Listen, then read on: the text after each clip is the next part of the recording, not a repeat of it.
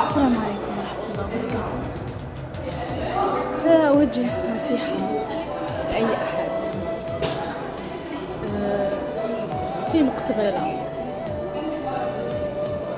أو مرتبط بأصدقاء أو حتى بزواج.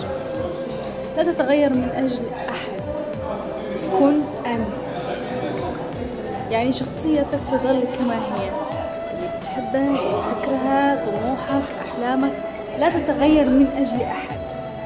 أنك لو تغيرت من أجل أحد وحصل ما حصل من مشكلة مثلا بينك أنت وهذا الشخص، تتحسر على نفسك، تحس أنك أصبحت ظل مش أنت.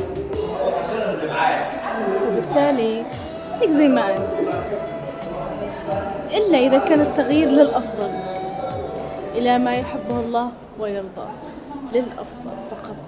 لا تتغير من أجل أحد.